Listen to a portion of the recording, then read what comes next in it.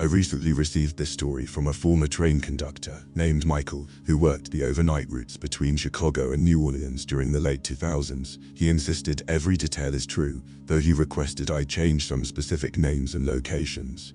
Here's his story in his own words. I'd been working as a conductor for nearly 15 years when this happened, mostly on overnight routes. You get used to the rhythm of it, the constant motion, the gentle sway of the cars, the hypnotic click-clack of wheels on rails.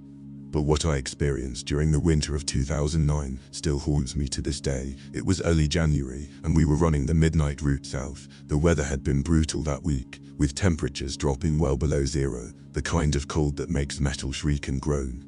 We'd left Chicago on schedule at 11:45 p.m. with a fairly light passenger load, which was typical for a Tuesday night in the dead of winter. I should mention that our train that night had 7 passenger cars, plus the dining car and lounge car. The last car was an older model, probably from the late 80s, but it had passed all safety inspections. Still, something about it had always felt off to me. The lighting would flicker occasionally, despite numerous maintenance checks, and the heating never seemed quite right. Round 2 a.m., we were passing through a particularly remote stretch of countryside in southern Illinois.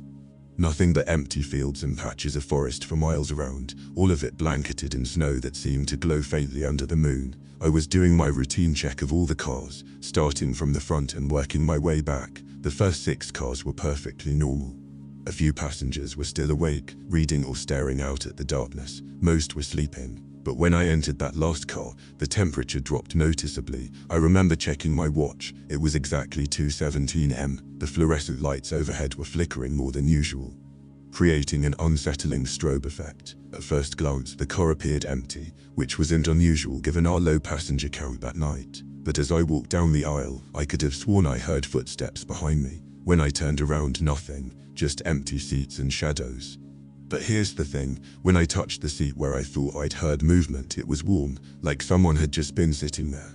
I told myself it was just the heating system acting up again, though deep down I knew that didn't make sense. The rest of the car was freezing cold. I made a note to report the temperature issue to maintenance when we reached our next stop. As I turned to leave, I heard it again, distinct footsteps and what sounded like someone sliding into a seat. I spun around so fast I nearly lost my balance. Again, nothing, but this time I noticed something on one of the seats, a folded piece of paper that I swear hadn't been there seconds before. It was an old newspaper clipping, yellowed with age. The paper felt fragile between my fingers as I carefully unfolded it. The date at the top read December 15, 1964. The headline made my blood run cold. Tragic accident claims 5 lives on Southern Railway. The article described how the last car of a passenger train had partially derailed on the same route, resulting in multiple fatalities. One of the victims was an elderly woman who had been traveling to visit her grandchildren for Christmas. I quickly folded the article and put it in my pocket. My hands were shaking. Though I told myself it was just the cold, I decided to do one final check of the car before returning to the front of the train. That's when the lights began flickering more intensely than ever before. In the stuttering darkness, I saw her. An elderly woman sitting alone in the very last row, wearing what looked like clothing from the 1960s. She was perfectly still, facing the window. I couldn't see her face, but something about her posture seemed wrong, unnatural. "Ma'am," I called out, my voice sounding strangely muffled in the cold air. "I'm sorry, but I don't recall seeing you during ticket collection. Could I please see your ticket?" She didn't respond or move. I began walking toward her, my footsteps eerily loud in the empty car. When I was about halfway down the aisle, she slowly turned toward me. I'll never forget what I saw. Her face was severely disfigured, like it had been crushed and partially torn away. But what haunts me most was her expression, a mixture of confusion and profound sadness. Her eyes seemed to be looking through me rather than at me. She opened her mouth as if to speak, but no sound came out. I blinked and she was gone, just vanished. The light stabilized, and the temperature began to rise. Where she had been sitting, I found a single train ticket. It was dated December 15, 1964, the same date as the newspaper article. The ticket was perfectly preserved, looking as crisp and new as if it had just been printed. I stood there for what felt like hours but must have been only minutes, trying to process what I'd seen. Finally, I made my way back to the front of the train on unsteady legs. I didn't mention what happened to anyone that night. Who would believe me? The next day, I requested all the historical records for that particular train car. It took some digging, but what I found confirmed my worst fears. The car I had been in was indeed rebuilt using parts from the one involved in the 1964 accident. They had refurbished it and put it back into service in the late 1980s. I worked that route for another month, but I never went into the lost car again after dark. I could sometimes hear footsteps and movement coming from it during my shifts, but I learned to ignore them. Eventually, I requested a transfer to a different route. Last I heard, they finally retired that car in 2012. But sometimes, on cold winter nights when I'm home alone, I take out that ticket and newspaper clipping. They're physical proof that what I experienced was real. And I think about that elderly woman, forever trapped in her final journey, perhaps still riding the rails in that lost car, trying to reach a destination she'll never see. For any of you who work the overnight trains, especially in the winter months, pay attention to those empty cars. And if you ever hear footsteps behind you or notice a seat that's strangely warm in an otherwise cold car, my advice is simple: don't look back. Some passengers are just making a different kind of journey, one that we living folks aren't meant to understand. This story comes from a conductor named James who worked regional routes in the Pacific Northwest. He submitted this account of his experience from his first year on the job, back in 2011. Here's his story as he told it. The rail industry has unspoken rules that veterans pass down to newcomers. Never whistle more than necessary at night. Don't talk about accidents with passengers. And most importantly, never stop the train at an unscheduled location. I learned the hard reason why that last rule exists. I was still relatively new to conducting, just 4 months into the job. I'd been assigned the overnight route between Seattle and Portland, which mostly served small towns along the coast. It was early November, and the region had been experiencing unusually heavy fog for the past week. That night, we departed Seattle at 11:30 p.m. with about half our usual passenger load.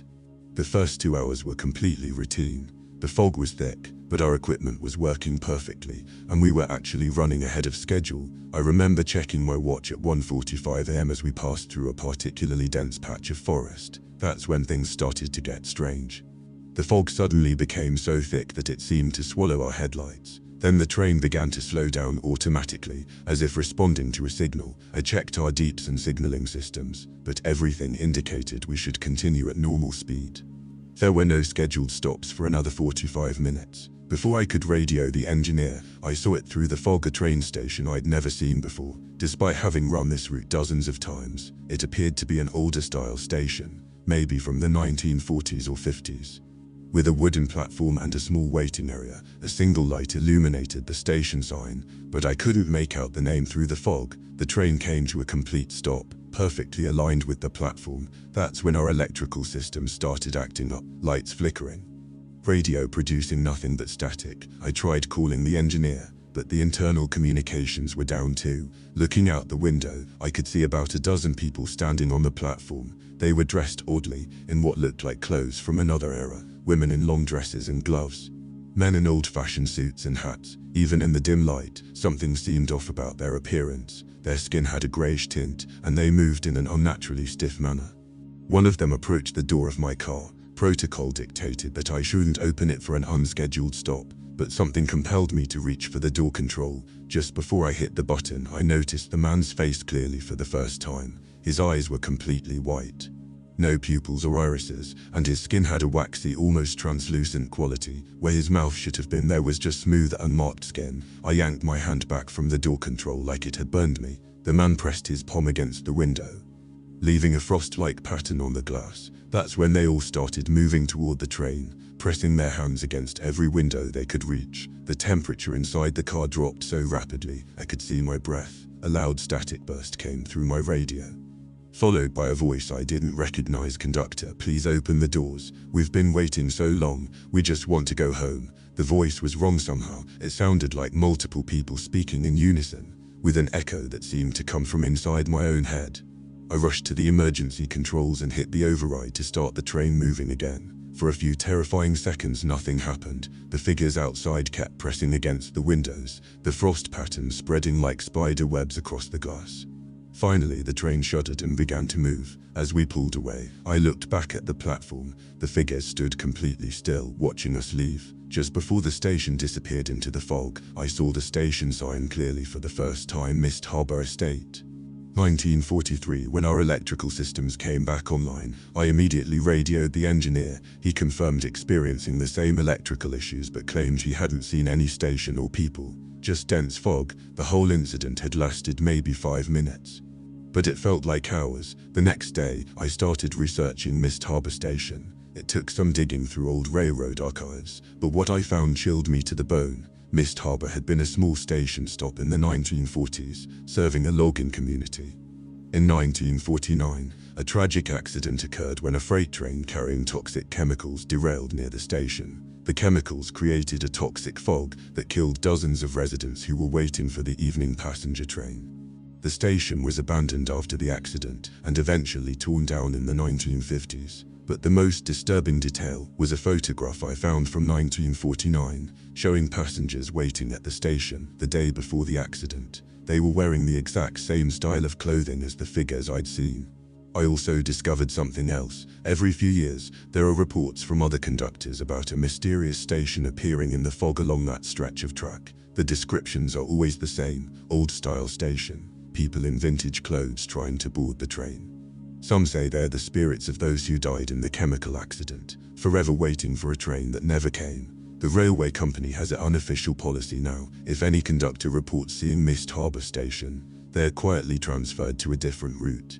When I asked about this, a senior manager pulled me aside and told me I wasn't the first to see it. He said some conductors who opened their doors at the Phantom Station were never quite the same afterward. A few quit railroading altogether. I kept working that route for another month, but I never saw the station again. However, every time we passed through that stretch of track, especially on foggy nights, the electrical systems would act up briefly. Sometimes passengers would complain about suddenly feeling cold or seeing faces pressed against the windows in the fog.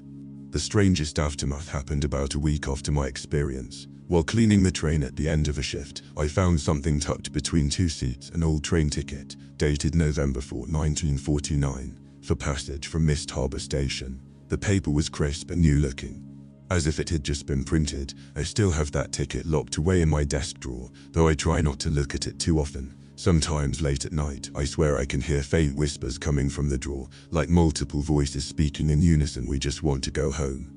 I've been conducting trains for over 10 years now, on different routes across the country. I've seen a lot of strange things in that time, but nothing compares to that night at Mist Harbor. For any conductors working the Pacific Northwest routes, especially the overnight runs, I have 2 pieces of advice: stay alert in the fog, and never ever stop for an unscheduled station. Some passengers are better left waiting where they are.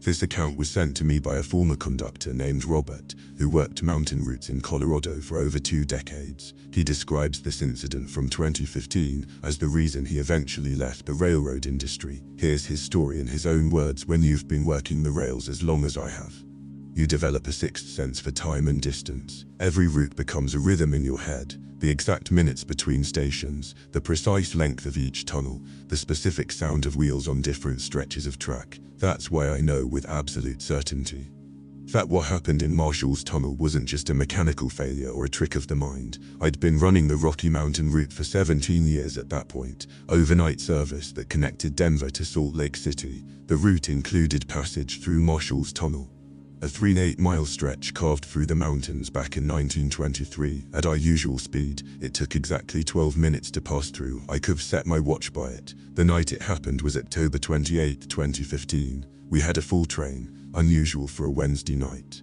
I specifically remember thinking the passenger manifest seemed odd: 144 passengers, all adults, no children. The weather was clear but cold, with a full moon casting sharp shadows across the mountain peaks. We entered Marshall's Tunnel at exactly 2:33 am. I remember checking my watch because we were running precisely on schedule. The transition from moonlight to tunnel darkness was normal, and the first few minutes passed as they always did. But around what should have been the halfway point, I noticed something was different. The tunnel lights, usually spaced every 100 feet or so, seemed further apart than normal. The sound of the train on the tracks had changed too. Instead of the usual echo, it seemed muffled, as if the walls were absorbing the sound. I checked my watch again: 2:48 am. We should have been out of the tunnel 3 minutes ago. I radioed the engineer, Dave, who confirmed we were maintaining normal speed. He seemed confused when I mentioned the time. According to his instruments, we'd only been in the tunnel for 8 minutes, but that was impossible. I'd watched 15 minutes tick by on my watch.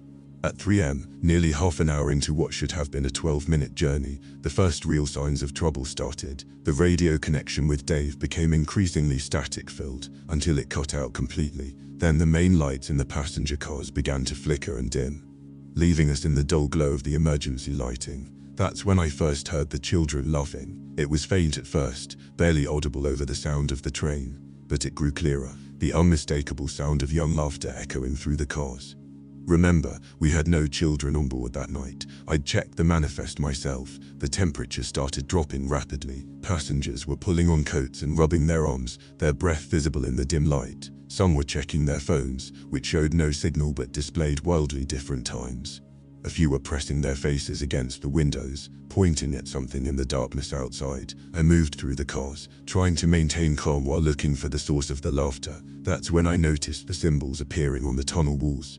They were visible through the windows, seeming to emerge from the stone itself, ancient-looking markings that glowed with a faint bluish light. They weren't painted on, they were moving, shifting, rearranging themselves as we passed. The laughter was getting louder now, seeming to come from everywhere and nowhere at once. Passengers were becoming agitated. An elderly woman grabbed my arm as I passed, pointing to her watch. It was spinning backward rapidly. Others were showing me their phones, all displaying impossible times: 8:47 p.m., 11:23 a.m., 3:52 a.m. Round what my watch showed as 3:45 a.m., the temperature dropped so low that frost started forming on the inside of the windows. The emergency lights took on a bluish tinge, the same color as the symbols outside. The laughter had become a constant chorus, and now I could hear voices mixed in, children's voices speaking in what sounded like a Native American language. One passenger, a professor of archaeology as I later learned, was frantically sketching the symbols in a notebook. His hands were shaking, but not from the cold. He kept muttering something about pre-Columbian and impossible configurations. Just when I thought things couldn't get stranger, all sound ceased. The laughter, the voices, even the sound of the train itself. Everything went completely silent. In that moment of perfect quiet, every window on the train frosted over simultaneously, and in the frost, childlike handprints began appearing, pressed against the glass from the outside. Then, as suddenly as it had begun, it was over. We burst out of the tunnel into early morning sunlight. The temperature returned to normal, the light stabilized, and all traces of frost vanished from the windows. I checked my watch: 8:33 am, 6 hours had passed. The aftermath was chaos. Dave, the engineer, insisted only 12 minutes had passed in the cab, but the sun's position confirmed my watch. We'd lost 6 hours. Some passengers had no memory of the tunnel at all, claiming we'd just passed through normally. Others were changed. The professor's hair had turned completely white. An elderly couple had somehow become middle-aged. A young woman who'd boarded with a visible scar on her face emerged with no trace of it. The railway company launched an investigation. Of course, they checked the track, the tunnel, the train's systems. Everything appeared normal. The only physical evidence was the professor's notebook full of symbols, which several experts in indigenous languages and archaeology said were impossible. A combination of elements from multiple ancient cultures that couldn't have existed together. I later discovered that Marshall's Tunnel had been built over an ancient burial ground. Despite protests from local tribes, the construction had been plagued by accidents and unexplained phenomena. Workers reported hearing children's laughter in the depths of the mountain and seeing strange lights. 7 workers died during construction, their bodies found with expressions of absolute terror. But here's the detail that still haunts me the most. A week after the incident, I received an envelope in the mail with no return address. Inside was a photograph, yellowed with age, showing a group of Native American children standing in front of the mountain, dated 1922, before the tunnel was built. They were smiling at the camera, but their eyes were completely black. I counted the children in the photo: exactly 144. The same as our passenger count that night. The company quietly retired that particular train and rerouted the line around the mountain, adding 2 hours to the journey but avoiding Marshall's Tunnel completely. They offered me a different route, but I'd had enough. I retired from the railroad a month later. I've heard stories from other railroad workers about long tunnels where time behaves strangely, but nothing quite like what we experienced. The professor still sends me updates occasionally. He's dedicated his career to studying those symbols, though he says they change every time he looks at his sketches. The elderly couple who grew younger moved away and never rode a train again. The young woman whose scar vanished became a researcher of paranormal phenomena. As for me, I avoid tunnels now sometimes. Late at night, I still hear children laughing in the distance, and every year on October 28th my watch stops for exactly 6 hours, no matter how many times I replace the battery. For anyone working the mountain routes, especially the overnight runs through old tunnels, remember this time isn't always as fixed as we think it is, and sometimes the mountains keep what they take, giving back something else entirely in return.